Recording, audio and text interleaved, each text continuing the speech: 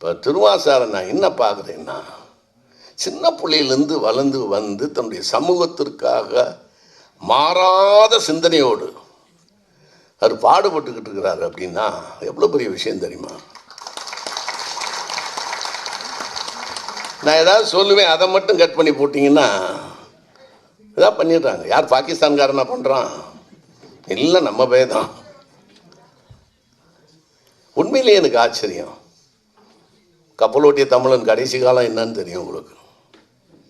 எல்லாரையும் சொல்கிறேன் நான், மக்களுக்கு மறதி அதிகம், மறந்துடுவான். அதெல்லாம் பொறுத்துக்கிட்டு தான் உட்காந்துருக்காரு. அவருக்கு தெரியும் எல்லாமே. நான் சொல்கிறது என்ன புதுசா?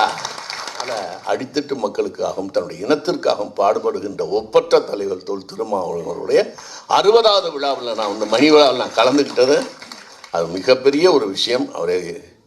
அவருடைய கொள்கை மாறாமல் இன்னைக்கு வரைக்கும் சென்று கொண்டு இருக்கிறார். அவருக்கு என்னுடைய வாழ்த்துக்கள். அவர் 80 90 வயது வரை இருக்க வேண்டும். டாக்டர் அம்பேத்கர் அவருடைய புகழெல்லாம் பாட வேண்டும். மிகப்பெரிய அறிவாளி, என்ன சிந்தனையாளர். லண்டன் லைப்ரரி அத்தனை தடவை கரைச்சி குடிச்சவர். அவருக்கு ஒரு சைல்டு ப்ராடஜி, லார்ட் மெக்காலே மாதிரி. லார்ட் மெக்காலேன்னு ஒரு, நான் சைல்டு ப்ராடஜி. அவன் சின்ன வயசுலேயே அப்படியே அவ்வளோ பெரிய அறிவாளி. அவர் மாதிரி அம்பேத்கர் அவர்கள்.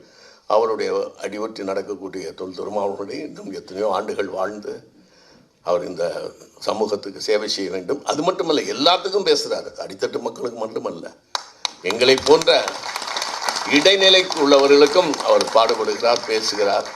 அவருக்கு என்னுடைய நன்றி வணக்கத்தையும் அவர் நன்றியோடு வாழ்க்கை